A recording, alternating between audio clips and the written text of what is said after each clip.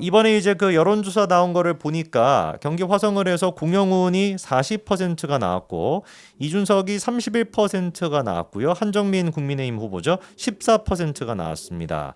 그래서 이제 이거에 대해서 굉장히 좀 고무가 된 것 같아요. 한 자릿수로 지금 이제 따라잡았다라고까지도 나오는데 좀 어떻게 보십니까? 이게 지금 9% 차이라서 사실 뭐 10% 차이나 9% 차이나 뭐 거기로 제가 보이긴 한데 막판 결집이 이루어지는 것 같습니다. 제가 본 개혁신당에 여타의 여론조사에서 지금까지의 여론조사에서는 네네. 그러니까 이준석 플러스 한정민이 그 약간 비슷비슷한 상태에서 그러니까 공영훈 후보를 넘지는 못하는 이게 3파전 구도였거든요. 음. 1강 2중 구도였는데 네네. 지금은 1강 2중에서 2중이 균열을 이루면서 그러니까 음. 이루면서 2강 구도, 2강 1중으로 바뀌는 양태 같아요. 그러니까 어. 선거 막바지에 들어서면서 네. 이준석 후보의 지지율이 상대적으로 나으니까 음. 한정민 후보로부터 이준석 후보로 표가 이동하는 것으로 보입니다.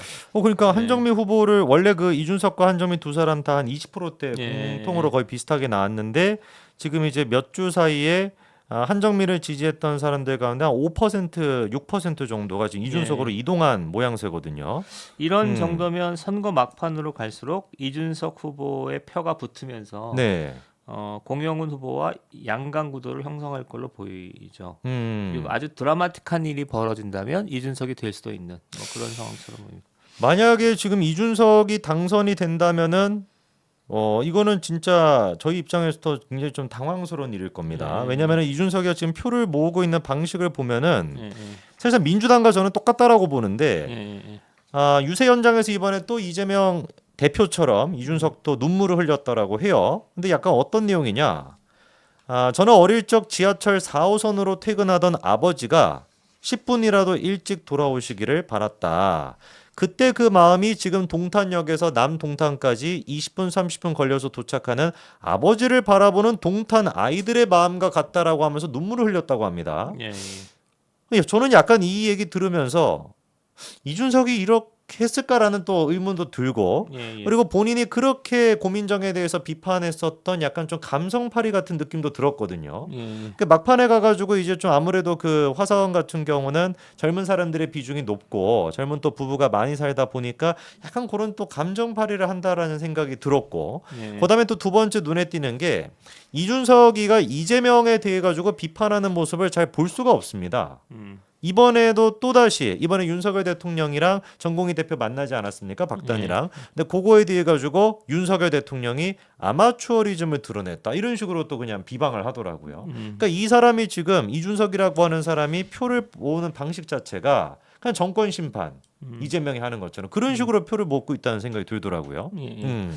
지금 그러니까 향후의 정국이 어떻게 바뀔 것이냐에 따라서 네. 이준석에 대한 평가도 좀 달라질 거로 보이는데 음. 이게 그 만약에 반 윤석열 또는 반 국힘 이렇게 가고 음. 그다음에 이준석이 민주당 조국혁신당과 합류해서 갈 수도 있다고 생각하거든요. 그다음에 이게 이제 조국혁신당과 합류할 수도 예, 있다. 예, 그렇게 그러니까 전선이 음. 어떻게 짜여지냐에 따라 다른데 음. 그러니까 반 정부의 관점에서 보면 이쪽이 국민의 힘이잖아요. 네. 이쪽은 이제 민주당, 조국혁신당, 그다음에 새로운 미래, 그다음에 개혁신당, 뭐 녹색정의당이 어떻게 재편될 것인가에 따라서 음. 이준석이 만약 이쪽으로 합류하게 되면 반 정부, 반 음. 윤석열로 합류하게 되면 이건 이준석은 우리의 어떻게 보면 적이죠. 경쟁자이거나 적인 거죠. 음. 반면에 이렇게 될 수도 그런 차원에서 지금 그런 차원에서 세상을 보고 있는 게 저는 문재인 대통령하고 친문이라고 생각합니다. 어. 문재인 대통령이 최근에 청색 그 점퍼를 입고 이제 네네. 하는데 민주당을 지지해 주십시오 이렇게 얘기하지 않고 어. 민주당, 조국혁신당 그다음에 새로운 미래를 지지해 주십시오 이러더라고요. 그러니까 어. 이건 총선 이후에 포석을 달고 하는 얘기로 보이고 네네. 만약에 그 대열에 합류한다면 이건 뭐 문제가 있는 거죠. 음. 그다음에 의외로 이렇게 될 수도 있습니다. 그러니까 탄핵이 뭐 총선을 치러봐야 되겠지만 음. 정치적 격변 상황이 벌어져서 탄핵으로 정선이 빠져졌을 때 정말 탄핵이 맞는 거야? 그러니까 음. 반 탄핵이 있을 수 있잖아요. 그러니까 반탄핵의 견지에서 보면 좀 앞서간 얘기인가? 그렇게 보면, 그러니까 제가 이제 말을 서둘러 마감하면 네네. 이준석, 그러니까 굉장히 국힘과 민주당의 양강구도, 국힘과 민주당 조국신당의 삼강구도 정도에서 보면 지금 개혁신당 3지대는 거의 사라졌다고 볼 수 있는데 총선 이후에 정계 개편 과정에서 부활할 가능성이 저는 있다고 생각해요. 그러니까 개혁신당이 얼마 표를 얻고 그다음에 새로운 미래가 어떠하고 새로운 미래는 또 어디랑 연결되냐면 친문그룹에 민주당 친문그룹과 부분적으로 연결되고 네. 그다음에 진보당, 녹색정의당 이런 게 쭉 있을 때 이거를 꼭 뭐냐면 꼭 민주당 성향의 야당으로 놔두면 안 된다는 생각이 갈라쳐야 된다고 생각하죠. 그러면 개혁신당조차도 민주당 성향의 야당으로 변모할 수가 있다는 말씀인데 예. 이번에 그 또 천하람이 이런 얘기를 하더라고요. 그렇죠. 김건희 특검법 외에도 한동훈 특검법 이거 지금 야당 쪽에서 발의하겠다라고 하는데 이거 어떻게 할 거냐. 근데 천하람이 뭐라고 얘기하냐. 특검 사용에 소극적일 필요는 없을 거다 이렇게 얘기해요. 예.